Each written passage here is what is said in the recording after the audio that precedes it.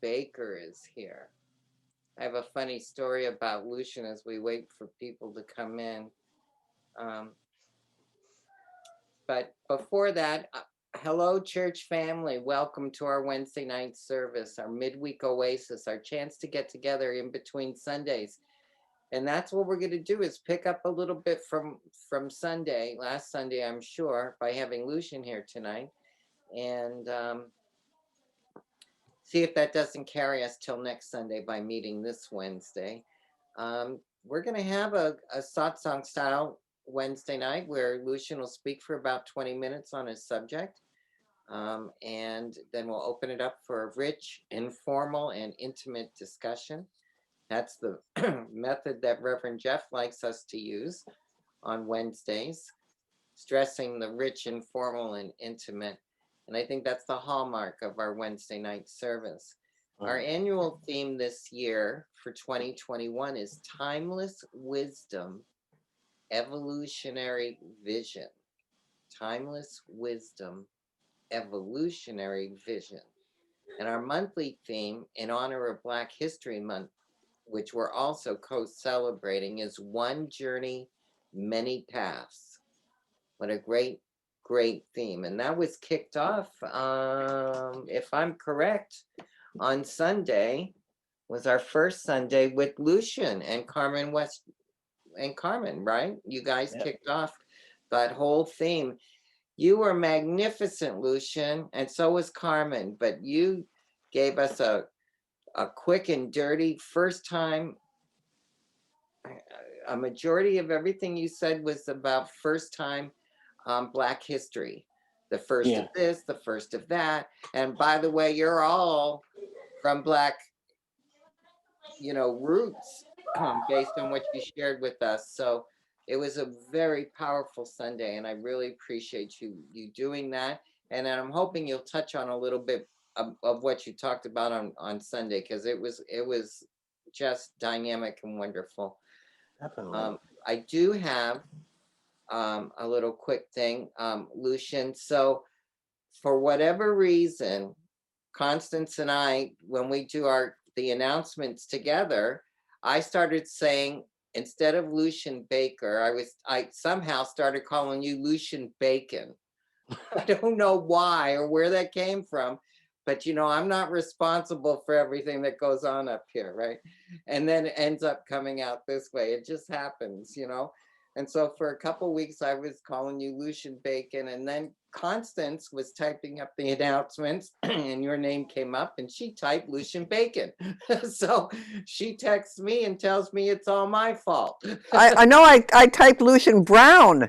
I changed it. I was thinking bacon. And I thought, no, I can't use bacon. I wrote typed Brown instead. So on Sunday, you were introduced as Luchan Brown.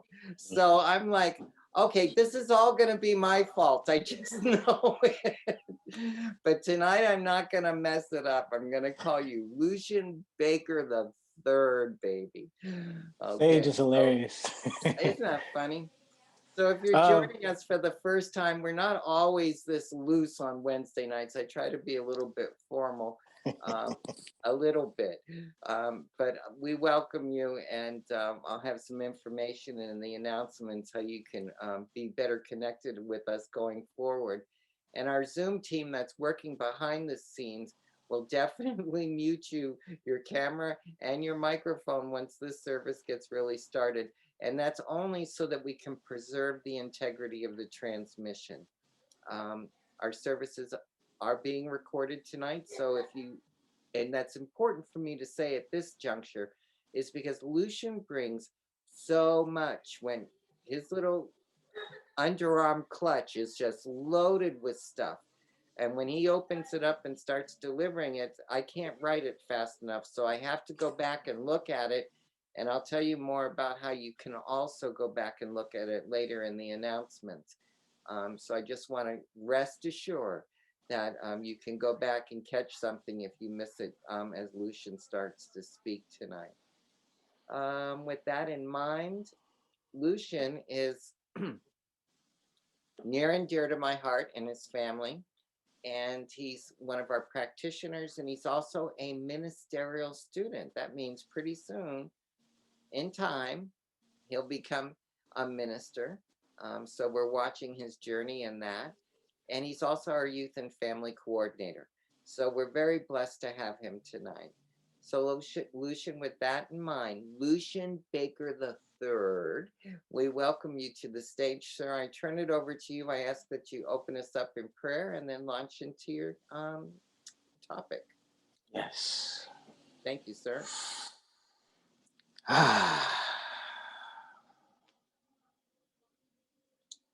Continuing in the consciousness of spirit, that one consciousness that binds us all, the one life in existence.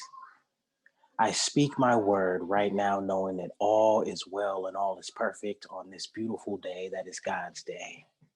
We come together in peace. We come together allowing each other to be their God self right now, and we see that as a mirror effect. We come here shining our lights bright so that we are all illuminated by it. Right now in this moment, I welcome the tears, I welcome the laughter, I welcome the experience. This day is whole, perfect, and complete, and for that I am truly thankful. I bless this service, I bless the congregation. All is well. I release, and so it is.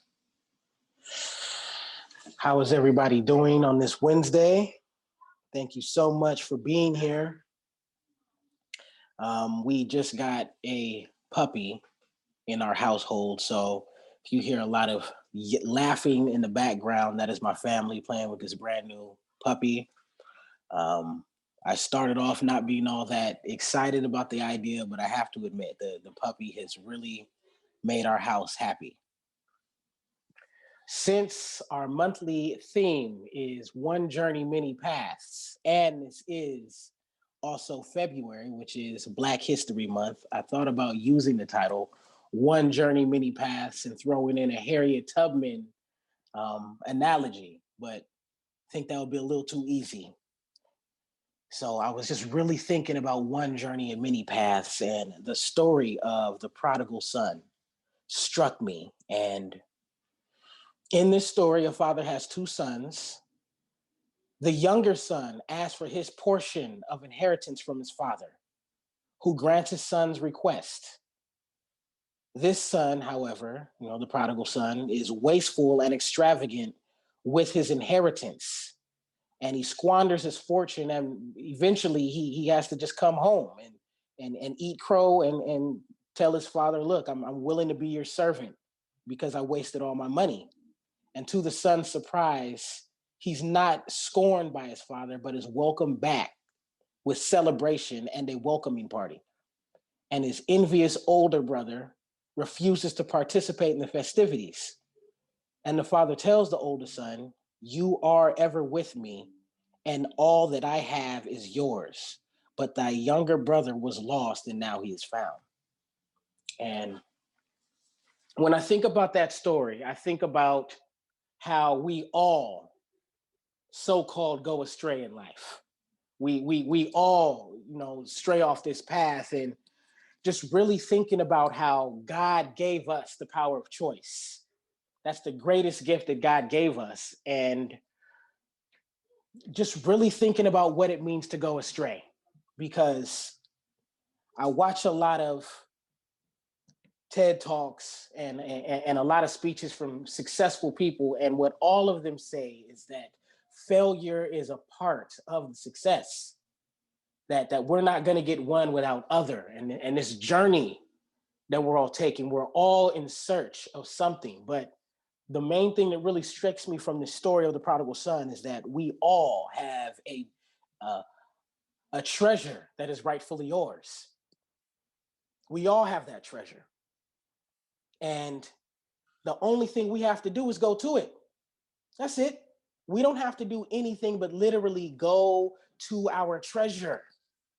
We have to be willing to go on the journey. And in that journey, we're going to get turned around. We're going to take a road that ends up being a dead end. And shoot, we may even have to make a road. And that's what this life experience is about. Maybe going stray is part of the actual journey. Now, here's the beautiful thing. While I'm saying that we have this treasure that is rightfully our birthright, to have this inheritance, this God-given inheritance that we all are entitled to. The beautiful thing is that we find out that the journey itself is the treasure. That's the treasure. We are spiritual beings, but we did come to this realm for a human experience. And that human experience is the treasure. We can't experience anything else without this human experience. And so we get caught up in our idea of success, the human idea of success, and the achievements we want. And I want this career, I want this car, I want this house and this vacation. We want all those things, but let's remember that the overall treasure is the experience itself. And I'm just really sitting with that. I know for myself, I'll be honest, I didn't know for sure that I was going to become a minister. Okay, let me not say that. I knew, but it scared the mess out of me, and I fought very hard to fight this truth and did everything I could to run from it. I tried to be so many things that were the exact opposite of being a minister, and every time I did those things, I always ended up in a situation where I'm talking to someone about their oneness about God, because this is just what happens. And we are all divinely called to serve and to be great at something. And some of us answer that call, some of us don't. But the main thing we have to remember is that is part of our journey. I showed our kids that movie Labyrinth not too long ago. I'm an 80s baby, so Labyrinth is always going to be that movie. If you're an 80s baby, Labyrinth was that movie. Like, yeah, we love David Bowie because of that. He came up with that hair and the whole thing, and oh man, it was just amazing. And in Labyrinth, homegirl's babysitting her little brother, and she wishes he would go away because he won't stop crying and she can't go to this party or whatever. And of course, her wish comes true, and then she has to go through this magical labyrinth in search of her brother. And of course, it looks like the castle that she needs to go to is right there in front of her, but there's all kind of winds and pitfalls and everything before she can even get to the castle. She goes through this whole journey. And what I realized in watching that movie was the journey itself was so magical and so awesome. Like, yeah, she got her brother, and that part was awesome, but come on, I mean, the journey itself was the best part. It's so good that, David Bowie had to do a soundtrack to Labyrinth, and it was slapping. We all go astray, is what I'm saying. Now, in the spirit of Black History Month, I have to bring up Malcolm and Martin. And something that is a little frustrating for me at times is how whenever we think of Martin Luther King and Malcolm X, it's always the same thoughts. You think of Martin Luther King and it's, oh yeah, I have a dream, and that's cool. And whenever it's Malcolm X, we always think of an angry Black man who thinks white people are the devil and by any means necessary, and that's cool too. But let's talk about their transformations. See, Martin Luther King did very much start out talking about peace and nonviolent and kind of this pacifist idea of civil rights. But people forget that near the end of his life, he got very militant. He had connections to Africa, and he was starting to speak out about how before we need to do integration, we need to have our own economy in order. He was saying these things, and these are the things that were not publicized. And then he came with that speech called I've Been to the Mountaintop, and he talked about how he had made it to the promised land. And that's what really scared the mess out of everybody. It was like, hold on, you've been to where? You saw what? And then we look at Malcolm X, who started out militant and started out talking about, let's grabbing our guns and uprising against the man and the whole thing. But a very beautiful thing happens in Malcolm's life where he takes this pilgrimage to Mecca. And while he's in Mecca, he's around white people and so many people of different shades and backgrounds. And he talks about his pilgrimage, and it's just the most beautiful part of his life, how God is talking to him the entire time. And he realized, I don't hate anybody. And he came back home with a new philosophy. And that part is not talked about enough. It is not fair for us to mention Malcolm X and not talk about his transformation, where he became this peaceful, beautiful man and saw everyone, regardless of color, as his brother and his sister. See, this is the journey in many paths. He took so many different wines and binds before he even came to who this was. We can easily look at Malcolm Little going to prison as a bad thing, but we wouldn't have got Malcolm X had he not gone to prison. We would not have gotten to know this man called Malcolm X.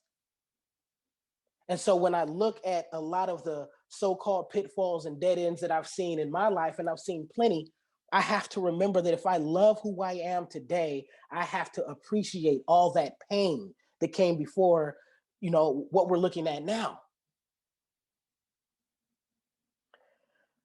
Then there's Marcus Garvey, who really is not talked about enough.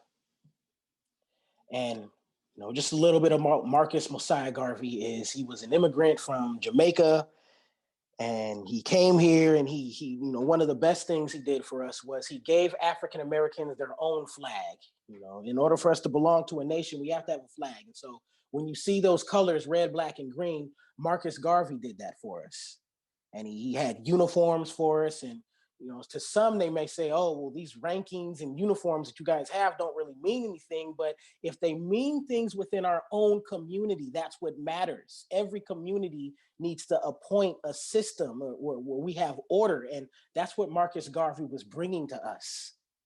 And he had this huge idea of us having our own thing separate from the rest of society, which, of course, scared a lot of people who weren't African American. Well, what people also don't know about Marcus Garvey is near the end of his career, he actually set up a meeting between us and the Ku Klux Klan. He actually wanted to have a meeting to sit down and talk about us respecting each other's communities. Hey, listen, obviously you don't want us on your territories and going to your neighborhood, so we'll have an agreement. You guys don't come over here lynching us, and we won't come into your. He was trying to establish a way for us to peacefully coexist, and that is actually what turned off a lot of people to him. Like, hold on, you trying to meet with the Klan?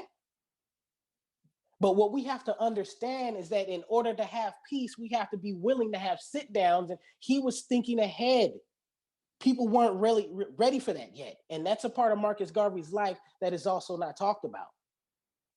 We have these amazing heroes from our history, and only a little bit is told. And so when people say things like, well, is Black history even relevant anymore? Yes, it is. It is very much relevant because stories like that are not brought up enough.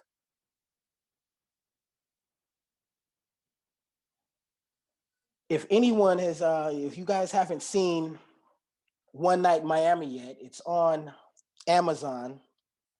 It's a very amazing movie. I recommend that, if there's any Black history movie that you watch this year, please watch that one. Amazing piece about just the relationship between Jim Brown, Sam Cooke, Malcolm X, and Muhammad Ali. And just more about Muhammad Ali's life and the journey, the one journey in many paths is, first of all, just how Muhammad Ali even found boxing. He was given a bike by his father. And I believe it was the first day he even had the bike. He was riding the bike and he set it down for 1 second to go to the corner store. And when he came out the store, the bike was gone. And so he goes to the police station to file a report. And when he gets to the police station, he sees the police station has a boxing gym in it. And he soon forgot the bike. and became infatuated with boxing, and the rest is history. And so when we look at these pitfalls we have in our life, when we look at these times in our life where we feel it is the literally worst day of our life, the worst thing that could have happened to us, that is actually the opposite. It's actually the best thing ever. Because pain is actually where our growth comes from. If we look at all the times we became good at something, we mastered something, we never ever made a mistake in that thing ever again. We just became masters of whatever. It took pain to get to that mastery. If there's an unhealthy habit we have, somebody can tell you to stop all day. Until you have a health scare, you probably may not really stop doing that thing. I know there's plenty of habits I've had in life, and it wasn't until I received a scare that scared the mess out of me to where I was like, maybe it's time for me to change my ways. And it's very easy as a human being to look back on those past mistakes and be like, I wasted so much time doing this. And no, that is part of the journey. That's the best part, is the pain and the pitfalls and the ignorance. And that is what got us to where we are now. That is the very best part of it all. What we have to learn how to do is to see everything as God. I was asked in class recently that if God exists, why do all these, bad things exist also? And my answer to the question first, of course, was a question. And I said, well, what do we call bad? In the science of mind, we believe God is all there is. Now, we say it all the time, and it's almost like a cop-out, but do we really know what we're saying when we say God is all there is? I mean, do we really mean everything is God? I was watching a special on the Nature Channel, and this is a graphic story, so just prepare yourself, but it was a mother blue whale and her, I think they call blue whales calves. I think they do. Her calf was swimming next to her, and they get attacked by a pack of orca. And as hard as these whales were swimming, the orca were gaining on them, and they caught up to the child. And the mother kept swimming as her child was being attacked by these orca. And the first thing in my mind was, oh my God, that's terrible, because a child was being harmed. But then I looked and saw that among the pack of orca were babies in that pack that needed to eat. So on one hand, it's terrible that this child is just being slaughtered by these orca. But if they would have gotten away, then those baby orcas wouldn't have eaten. And so then I have to ask myself, well, what is bad? Maybe good and bad are human concepts, and there is no good or bad. And really, all that exists is it just is. And we get to decide what we call good or bad. But remember that doesn't necessarily mean that it's good or bad. It means that we're deciding what it is. I think that's the gift and the curse about New Thought and about Science of Mind, is that we get to decide what it is. We get to decide the experience we want to have. And that can be scary at times. But it is our job as divine beings to see the divine in every single situation we come across. I get a lot of people regularly, some of y'all are even on this Zoom right now, telling me that I need to make some positive raps. And the only thing frustrating with that is that I feel that you're not realizing that rap itself is positive. No matter how ignorant the lyrics are, rap itself is positive. If you knew what a lot of these dudes would be doing if they weren't rapping, you'd realize that that rap is a lot more positive than what they could be doing.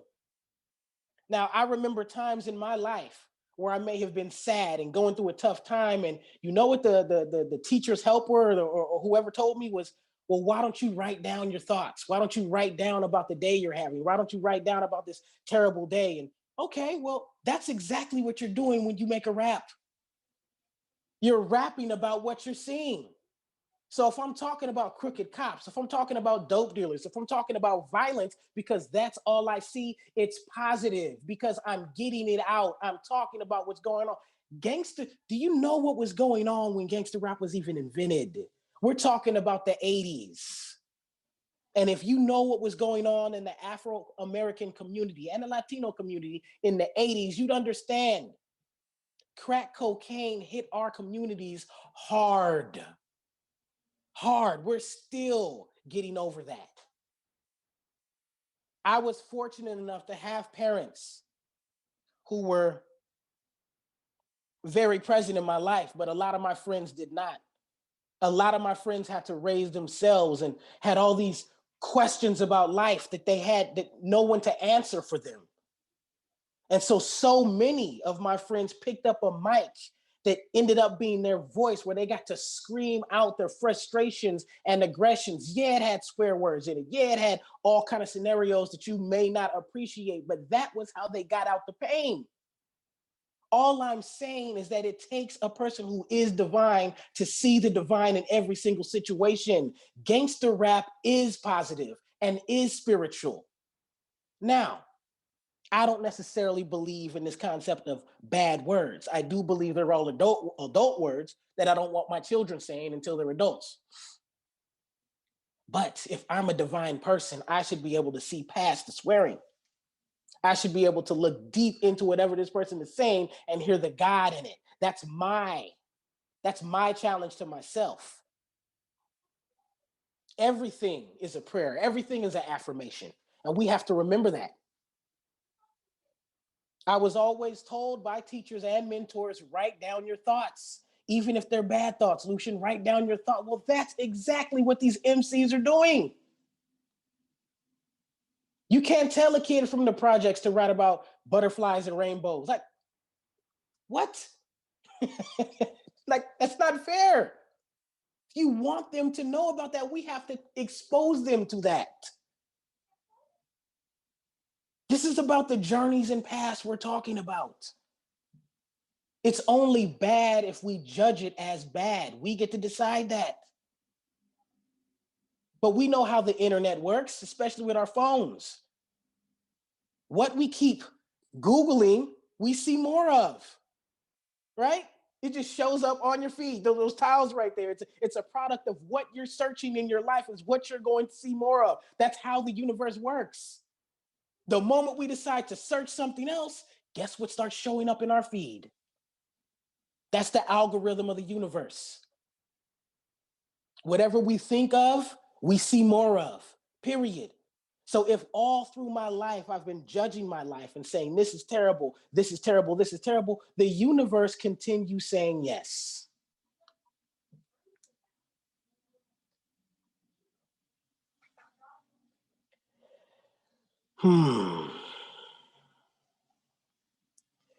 We are all telling our stories.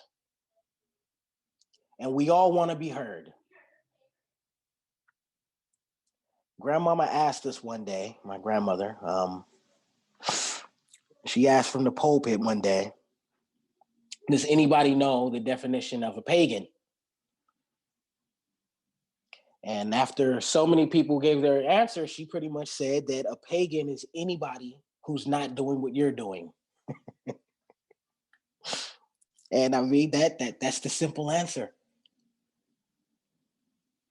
We all, we may all think that what we're doing is the right thing, but if it works for you, why do you need other people to be doing it? It works for you, so just do it. We all have multiple names. My name is always number one, Father, or Baba in my household. That's Swahili for father. My name is Baba first, but it's also husband, it's also son, it's also brother, it's also friend. I have many names, just like all of you have many names. So understand that God is also going to have many names. What people consider church is going to have many different names and many definitions. You cannot tell me when I go to a Wu-Tang concert that I am not at church at that moment. Yes, I am. Michael Franti from Spearhead said it best. He said, God is too big for just one religion. That's how abundant God is. Everything is God, literally everything. Every painful experience you have had, that was God. How else would you have gotten to this beautiful person you are right now without scraping your knees along the way? You don't have anything to apologize for. You don't have anything to be ashamed of. You get to simply look at yourself and enjoy this beautiful image you have before you. That's what you get to do. One journey, many paths. I said I would open it up for discussion so we can just talk and everything and just check in. I can keep going because I like to talk, but I'd really like to see how some of us are absorbing this, or if it's speaking to you. I'll just take a moment, and if we don't have anybody who wants to comment, I can keep on going. But yeah, I'm just curious.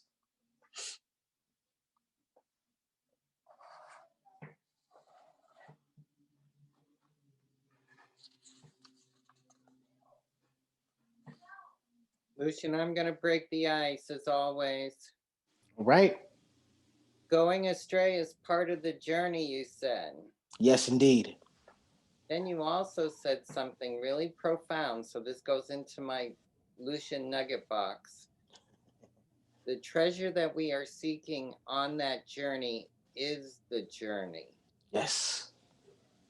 Yes. So I just thought I would recap something you said. Maybe it'll generate a conversation around that. Yes. From you. And with others. Going and astray those is part of the journey. The treasure that we are seeking on that journey is the journey. Yes, indeed. Yeah. It's a labyrinth, my friend. Thank you. Thank you. Yeah, well, we all have our ideas of heaven, our individual ideas. So for me, heaven is a gym full of weights and all the best equipment. That's what heaven is to me. But someone else might see a gym and be like, that's not heaven, that's a dungeon. That's a torture chamber, right? But then someone else, heaven is a long, deep, intimate conversation. Well, depending on how work was for me that day, that might be torture for me. So we get to learn how to speak each other's language, and love is the universal language. Luis has had his hand up to speak. Okay, let's do that. I just wanted to say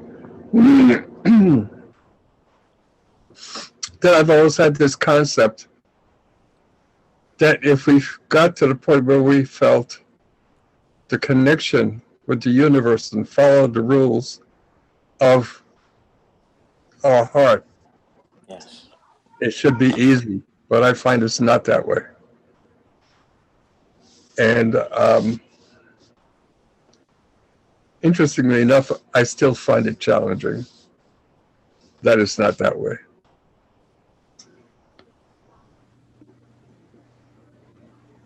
And I don't know, I tried to send you a private email saying, every time you speak, you uplift my spirit. Thank you. I don't know if you got that, but. I didn't have time to look. I didn't know that was you. Grandma and Mom did a good job. Appreciate that. Thank you. Thank you. Shout out to Dad, too. Amen. Judith Freundglass, did you want to say something?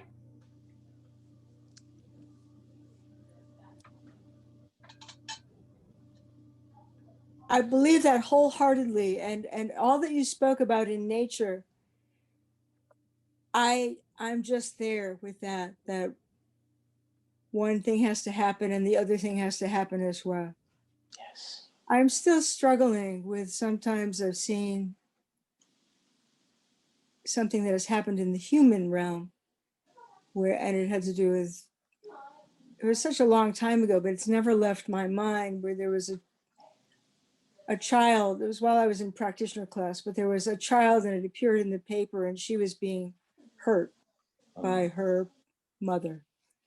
And that's when I started thinking, how can it be? You know, where's God in this situation? And in all honesty, I haven't resolved it yet. It's still in the back of my mind when humans do something, a human does something to another human being that is, and it's all, you know, it's all around. And I am still working on having that be,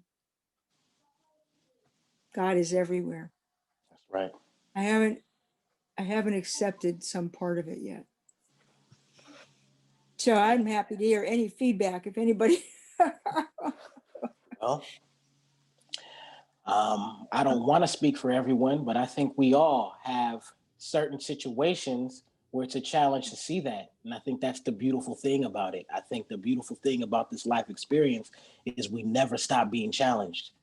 And there's always work to build our faith on. Faith is a muscle, and there's always challenges. You know, it doesn't always have to make sense. But if you look at your own pain and the pain you've been through and who you are today, you would not be that person if it wasn't for the pain that you've been through. You wouldn't. And I think that we forget that at the end of the day, we came here for a human experience. And the only thing that is promised is that we will get a human experience. Some of us are born without even parents, you know, never knew them. You know, my mom died while she was giving birth to me. And, you know, I never even knew my dad. That's a regular story. You know, we're not promised anything but that. As a matter of fact, I'll just say it. We're not really promised anything but pain. We will go through something painful. And one of my favorite things to base that on is the story of the caterpillar. And we all know that the caterpillar is just going through life, eating leaves and hanging on stuff and dodging spiders and whatever. And then one day the caterpillar feels sick, super sick, and it crawls up on a branch or a blade of grass, you know, essentially to die, because it feels like, yeah, this is it, I'm dying. And we know it ends up going into this cocoon and it's just going through this whole transformation. There's a part where the caterpillar is just liquid and goo inside this cocoon. You cannot convince the caterpillar it's not even solid anymore. It's just been evaporated to goo. And gradually it starts turning into this beautiful, brand new species. But we can't stop there, because guess what? As the wings are developing to be this butterfly, we may look at that and want to help the butterfly come out, but guess what? You are essentially hurting the butterfly by helping it. Because in order for it to have strong enough wings, it has to be able to push itself out of that binding cocoon. It is a very ugly and uncomfortable experience, but look at the payoff. And we have the power of choice as humans. But I think oftentimes it handicaps us because animals don't have that. So you know, the caterpillar doesn't have time to say, well, let me call my therapist and, oh, I'm triggered and, oh, I can't believe you said that to me and, oh, you called me the word. No, it doesn't have time for any of that. I am turning into a butterfly. I have things to do. These other things are beneath me now. We can learn a lot from that. I don't have all the answers. There's going to be plenty of things that don't make sense to us. But if we can always know that God is always present, that's what carries me. I'm not going to sit here in front like I have all the answers to all the crazy things that humans do. I don't. But what I do know is that there is God in every single situation. I know women who have gone through some pretty terrible things on the streets of East Oakland. You know, the neighborhood I grew up in had a lot of prostitution, and all those girls out there always looked like they were barely in high school. And I know one who was able to escape her situation, and now she does work with girls who were trying to do the same thing, who are living that life and want to get away. And she is in absolute heaven doing it. And she told me one day that she never ever would have thought that she would be doing that kind of work, and it gives her so much joy. But guess what? Had she not gone through what she'd gone through, she would probably just be stepping over those girls every day and not even seeing them. So the beautiful thing is now she gets to give back. Now her heart is open and she has a purpose. Elena had her hand up, and then Carmen has her Yes. hand up. I can't start my video. This is the host just stopped it for some reason, but I like, yeah, the themes of wholeness, both with being willing to be with things that look messy or painful and getting the beauty out of them. And then also I loved what you said tonight and Sunday about Malcolm X, Martin Luther King. I say we, I was gonna say our culture, and it's probably white culture, but we turn them into cartoon figures. We ignore all of, Malcolm X's lot. You brought me back many years, and I don't want to say how many, but I read Malcolm X's autobiography in college, and he's been like a hero sort of ever since.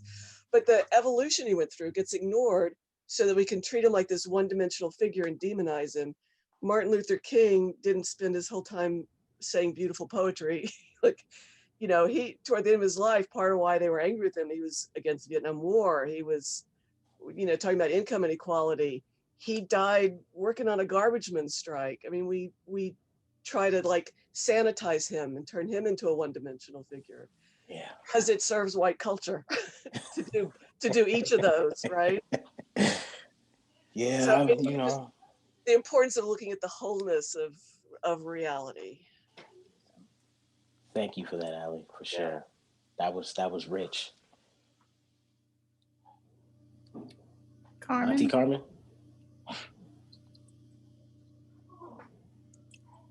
Auntie Carmen, you there? She's got to unmute herself.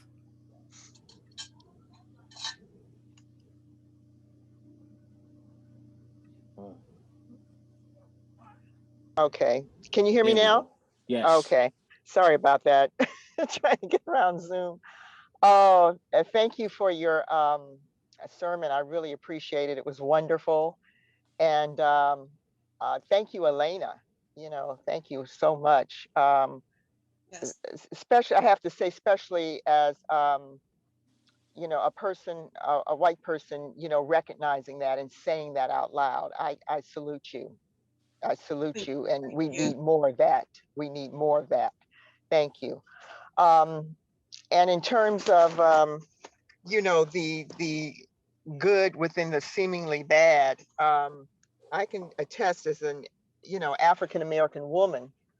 I have turned adversity into triumph many a times. I spoke on Sunday about a professor. Let me set up just a little bit. I went to the School of Radio Television at Ohio University, and communication seemed to be a final frontier in which it wasn't looked upon as a good thing for Blacks to go into that field. So there was there was this effort to flunk out kids of color going through that particular curriculum. And as a student of radio TV, my professor would never face me when I would have issues regarding the classes or the homework or something like that. He would never face me. He would always turn his back to me, and he would ask me what was going on. And I tell him, and he say, look at, and he's telling me what to do, all while his back is to me. All while his back is to me. To look at me was an affront to him. It was I can't think of the word. It was a bad thing for him to look me in the eye. And he didn't want me there in the first place. And so I took it upon myself to work very hard. No one was going to kick me out. No one was going to keep me, because my dream as a little girl was always to be a television producer. And no one was going to take that away from me. And I thought, and it was, but in the process, it was very hard for this man, very hard for me to know this man could not look me in the face. And he did it with most of the Black students.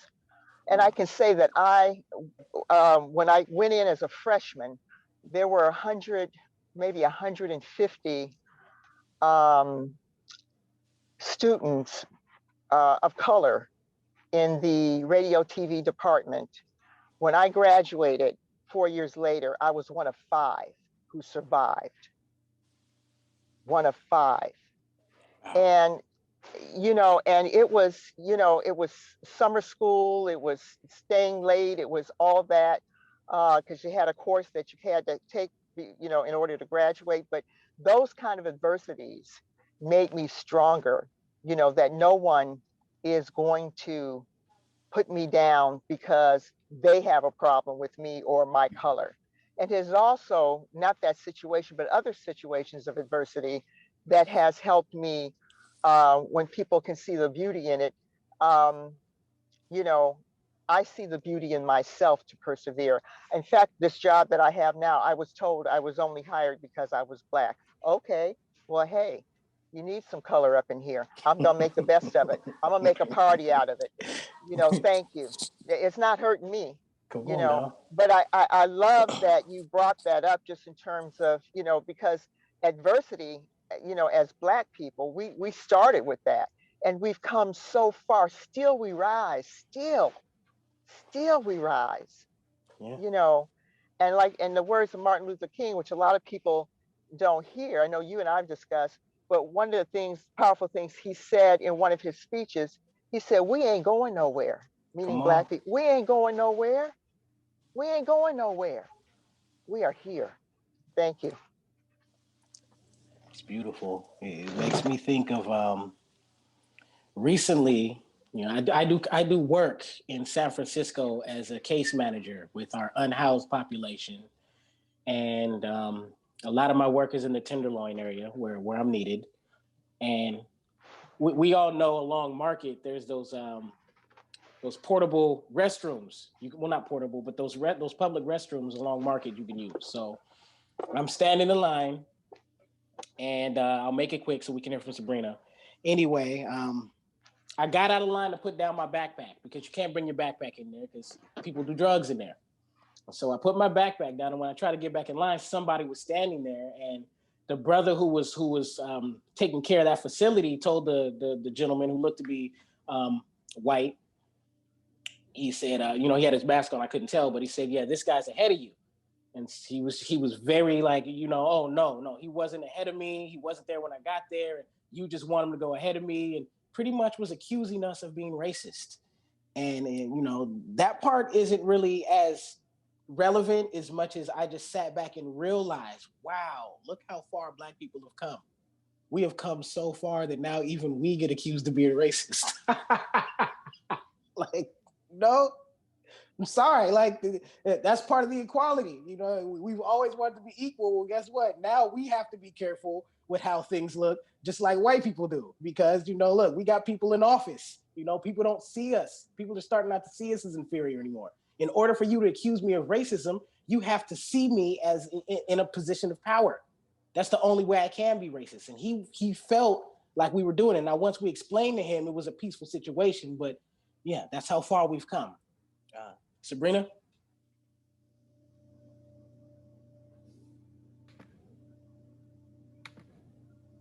Hello. Hey.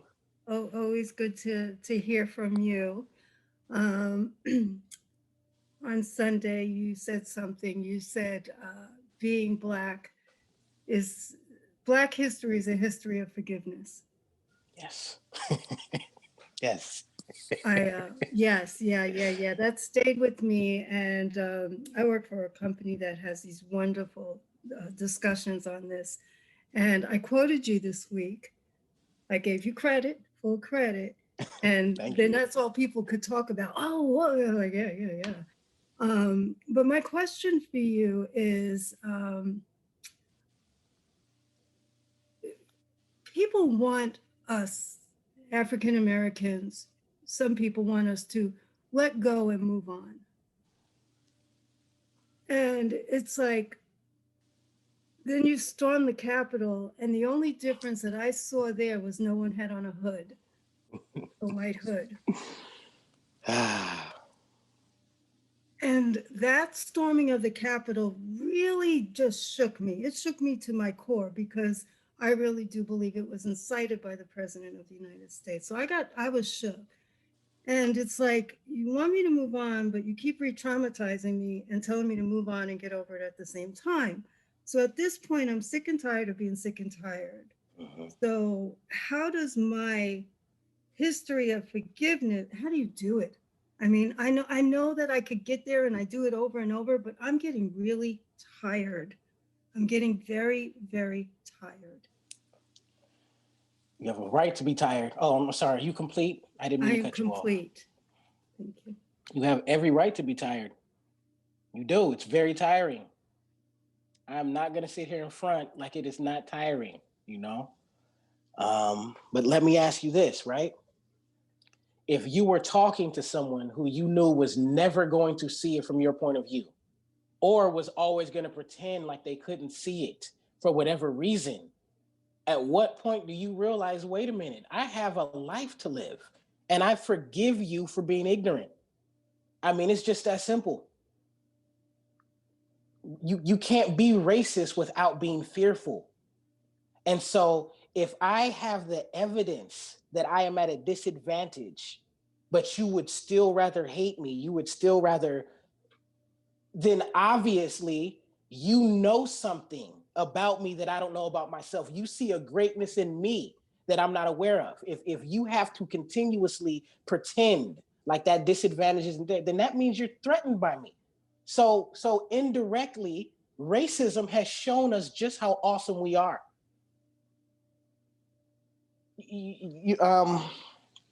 From a male point of view, you know, and this isn't me being sexist or anything, but my belief is that, you know, men kind of poke their chests out and test each other physically more than women do, you know. And in my experience, you know, when we all in the locker room sizing each other up and got our mean mug on, if you aren't even a threat to me, why would we don't do that to the ones who we don't feel a threat? You know, when we're on the basketball court elbowing each other, and you know, one of the most disrespectful things you can do to somebody in the basketball court is to leave them open for a shot because you know they won't make it. That's the biggest way to, like, you know, I'm not even going to guard you. Why would I do that? I'm going to go under the hoop and get the rebound because I know you're going to miss. But we wouldn't dare do that to Michael Jordan. No, we're going to triple team him. And so that's how I look at racism. Racism is that triple team. Matter of fact, racism is the referee joining in on the triple team. And that's only after we fought hard enough to even be allowed to be in the game. You know, it's tiring. It is very tiring. But here's the thing. Forgiveness is the biggest payoff we can give ourselves. Forgiveness is not for the other person. Let's remember that. Forgiveness is for you. Forgiveness is saying, I love myself enough to take myself out of the situation. It's letting yourself off the hook. See, we're talking about one journey, many paths. Well, holding a grudge keeps us from moving our feet, because in order for me to hold that grudge, I got to stay right there where it happened. That's what Bag Lady is about. That's my favorite Erykah Badu song. She said, Bag Lady, you gonna hurt your back holding all them bags like that. I never got over that. I when she said it, I knew what she's talking about, holding grudges. When we hold grudges, if I'm holding all these grudges, how can I open my arms to blessings? And we know that Black people have received many blessings due to our situation worldwide. A white friend of mine told me that he felt jealous of African Americans because we express our feelings in a healthy way. When we're hurt, we scream and holler. You know, when we laugh, you know, come on, when you see Black people laugh, we run up and down the block with our hands flailing, and that's how Black people laugh. We include God in every single thing we do because essentially that's all we've ever had. All we've ever had was God. And how are you going to really know about God until you have been stripped from everything but? That is us. Who knows God like we do? Who? I don't like to compare suffering. I don't. I would never be like, oh, well, the Jews had it worse. I mean, we had it worse than the Jews, and that's stupid. To try to outsuffer each other, that is dumb. I'll never try to do that. But not only were we stripped of our human rights, we were stripped of our history and our credit to what we've given humanity. We were stripped of all of that. You know how painful it is for Black people to see a movie about Egypt and we looking at Brad Pitt and them? Come on now. Really? You know how hot it is there? Ain't no sunscreen over there. Stop it. Stop it.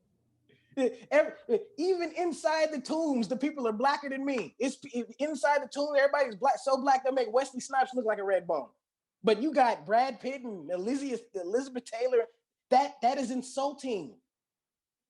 But guess what? Do we need acknowledgement, or do we get to know it for ourselves, and that is enough for us to be bad in this world and say, I'm bad. I don't need you to give me credit. Forgiveness is the most selfish thing you can do. It's to say, you know what? You can have it, and I forgive you. It's a beautiful thing, and guess what? We have to do it, because if we don't, we stay there. Iyanla Van Zant talked about how life is not a race. It is a marathon. And in the marathon, there are all kinds of things there to trip over. Now, some people trip over it, get right back up, and limp along the way again. But there are some people who will trip and stay right there where they tripped and watch other people trip off where they tripped. And then they form little meetings right there at the tripping spot so they can all talk about how they tripped over the same thing, and everyone else keeps running. But guess what? We sitting here right now still talking about where we tripped at, and the marathon is still going. Or can I forgive it as fast as I can so I can get up and keep running? Forgiveness is essential for everyone. We can't guarantee that life is going to be butterflies and rainbows, but what we can guarantee, we going to see some ish. We going to see some ish. Now, do I believe that God is all there is? Or do I only believe it when the sun is shining? And I'm asking myself, this isn't a question for anybody but me. I have to ask myself this every day. I've had pistols in my face.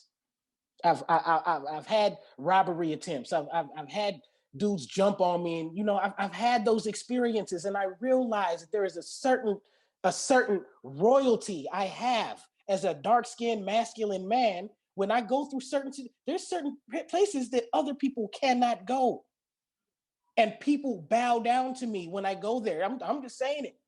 A dark-skinned Black man in the hood, in some of the darkest, meanest places, I'm royalty in those very areas you can't go because of the pain I've been through.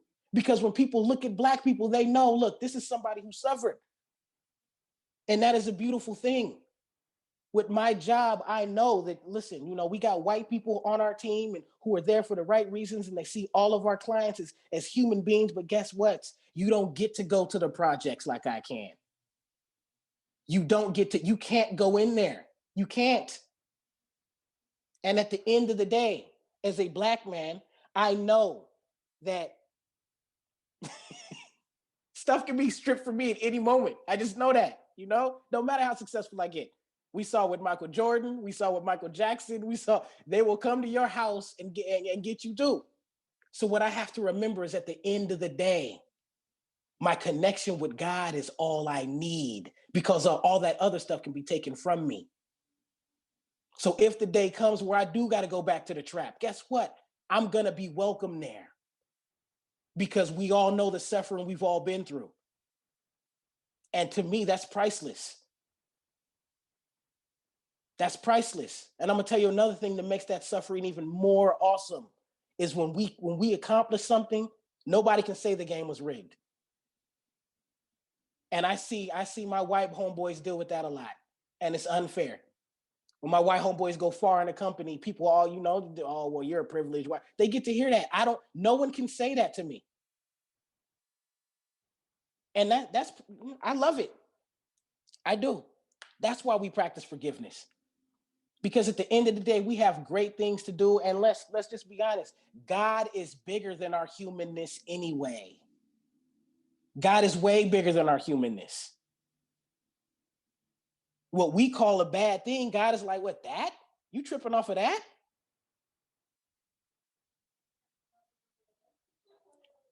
I'm just rambling, you know. I just got fired up about that. When we talking about forgiveness and Black people, it was just like, wow, you know, you can't, in order to be African American, you have to be able to forgive. Yeah, I love when you said we've been stripped of everything but God. Mhm. And that just really That's right. just ran right into my soul. Thank you for that. That's it. Thank you. Yeah, they said when President Clinton got sick, he went to a Black church to get healed. Because he knows those people over there know God. If you can go through 400 years of that, you can get through anything. I don't mean to throw it in people's face to make people feel bad.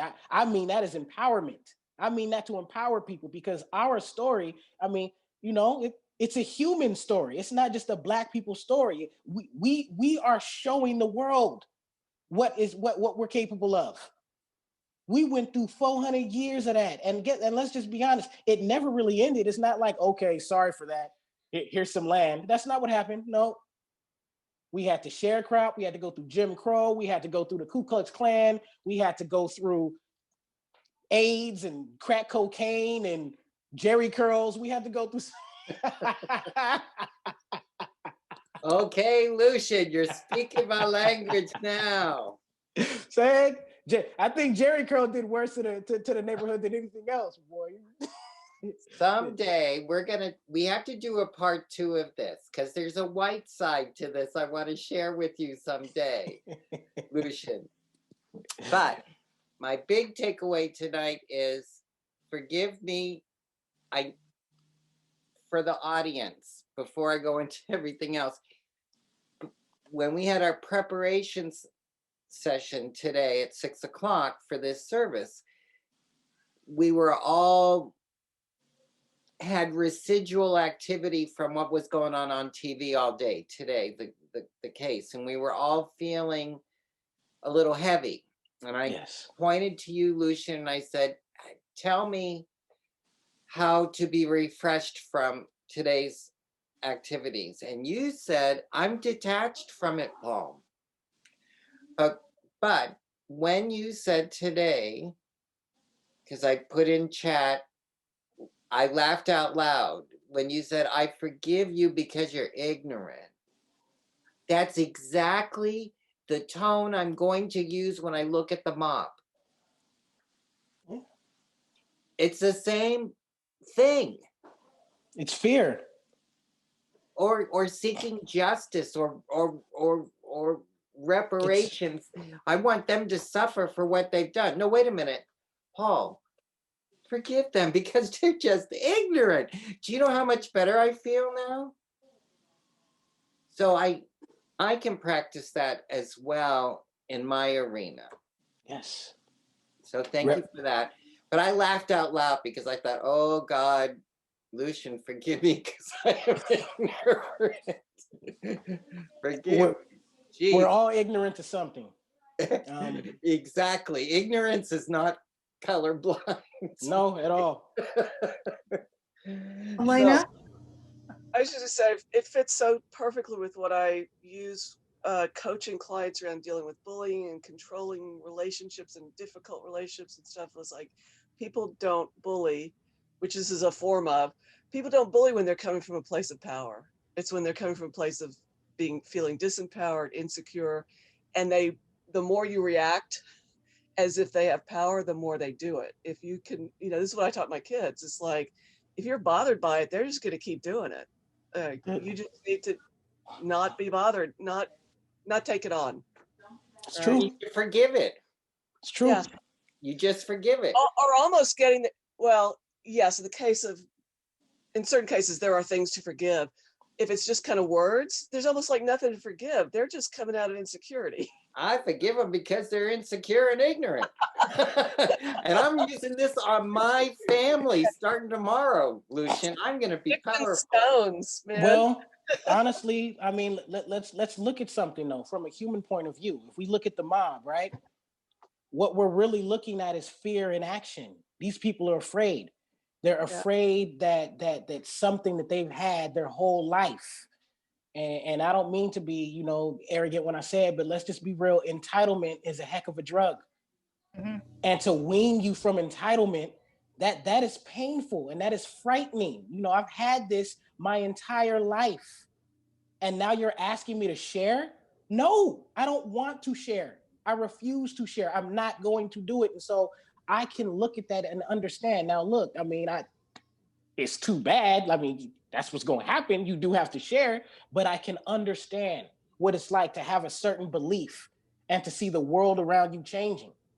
Now, have I been dealing with it a lot longer? I think so. I remember when liquor stores was black owned in my neighborhood, and just one day they weren't anymore.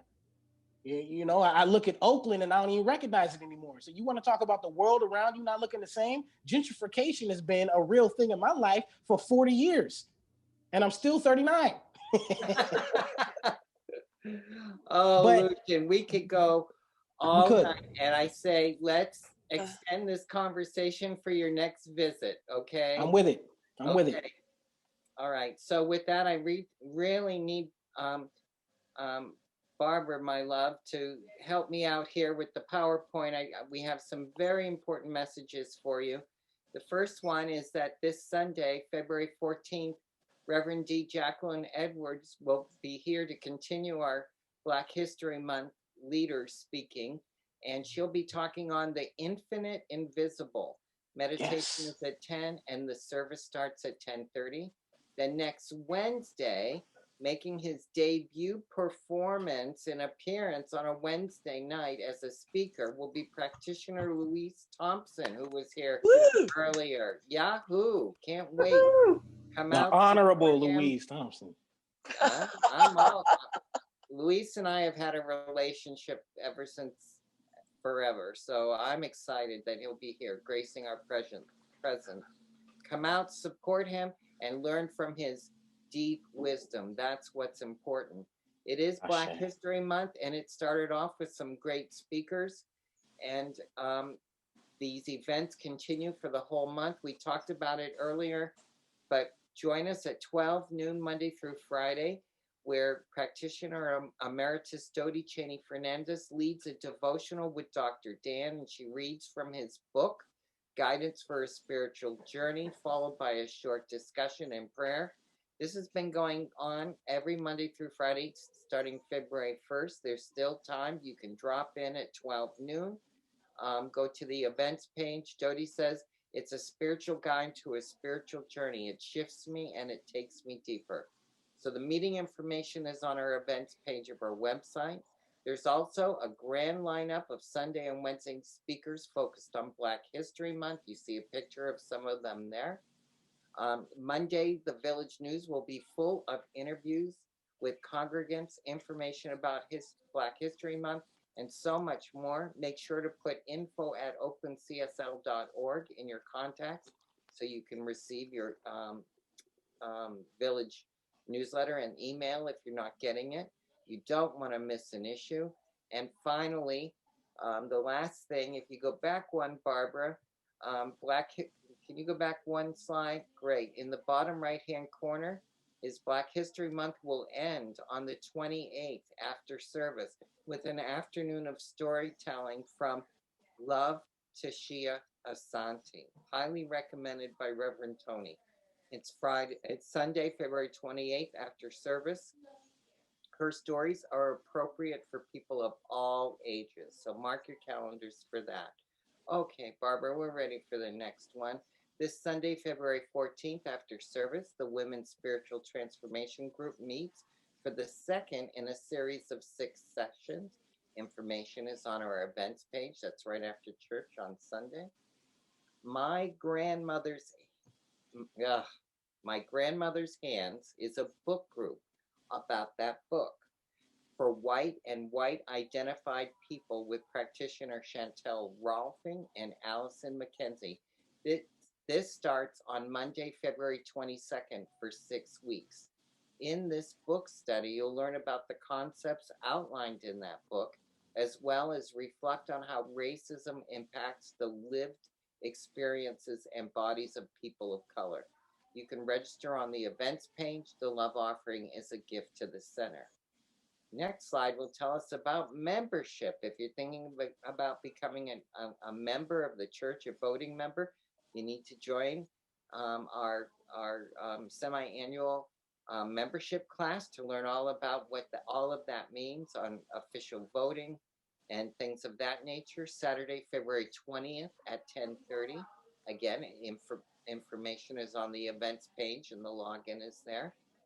And finally, remember to like our new Facebook page. Visit it at Spiritual Living Official. Share with your friends. So we have that new Facebook page. It helps when you like it. As you know, everything is centered, other than forgiving my ignorance. The other center is the oaklandcsl.org, where all knowledge resides right now. That's how you can see Wednesday and Sunday services, free drop-in event information, save the date information, and registration information for workshops and special events. As well, we have a village Facebook group, hot link there on the webpage, as well as a YouTube channel where you can come back and watch this Wednesday night service and Sunday services and messages from Reverend Jeff and our community. If you're new and you don't have access to our newsletter, go where else? To the homepage, bottom left-hand corner, and you'll see a place where you can enter your email address and submit it. And then the Village News will start coming to you. Remember to put in your content, that little slice of information. And I can't find it. But anyways, you put in your contacts at oaklandcsl.org. So with that in mind, we're going to move into our offering rather quickly. I just take a moment and I hold my visual bowl container that holds my abundance, and it holds the Oakland Center's abundance. I encourage you all to also do that. Drop your gift in there to the center, whether it's time, treasure, or talent. It's always appreciated. So we bless this gift and we say, this gift I give is God in action. It does good work in the world and blesses creation. So now I'm going to turn my offering into where it needs to go. And that's where? On the website, where everything else, including my forgiveness, exists. So on that website, you can press the donate button if you want to use a credit card, or you can text, like young people like Luchan, those kind of people, 510-327-3431, the hip ones. You can text a donation to that number, or you can send a check to Oakland Center, and the address is right there as well. All three forms are welcome and most appreciated. So with that in mind, I want to thank our Zoom team tonight. Can't do it without them. Thank you guys. Peggy, Barbara, Sage, welcome to the Zoom team. She did admitting for the first time tonight. Thank you. Sam, Alice Herndon, and Peter up in Portland. So thank you all for supporting. And of course, the ever loving and ever wonderful Constance Chapman that makes everything go around here at the church. So thank you, madam. And Luchan, if you close us out in prayer. Yes. There is one life, and that life has many paths. And we recognize that every single path, no matter how dark, no matter how high, how steep, all of it is God. And so we continue down these paths in faith, knowing all is well, knowing that the journey itself is the blessing. And for that, we are truly thankful. I release knowing all is well, and so it is. And so it is. Grateful and forgiving. Thank you. If you want to turn on your cameras for a few minutes, we'll say goodnight. Sabrina, you're delightful. I love you, love you, love you, love you, love you, honey. So good to see you. And everybody, Sam, Peter, Barbara, Louise. See you next Wednesday, baby. Elena. Thanks, Paul. Of course. Can't wait to hear you, Louise. Where's I Luis? know. Oh, there he is. Hi, Luis. Luis. And There's- Carmen. Bye, everybody. Great Hey, job Wednesday. Great job Sunday, Carmen. Thank you. Thank you. Thank you very much. Thank My you. video won't come on. I know. This That's is all, gonna that's get all right. today. Let's see if I can get your video going if you want. Let's see. Try it now. Try it now. Okay, here I am. Can There you can are. see me? Yay. Try- That's great. There's Bob. Yay, Bob. Good to see you. Hey, hey. And Trey. I know you, Trey, you're hanging out down there. Bless you. So, and my note 9 and Dr. Judith, you guys are the best. Thank you. All right. Ready when you are. Thank Good you. night, everyone. All right. you. Good night, Take everybody. care. Good night. Great Good night. discussion. Thank you all. 2, 1.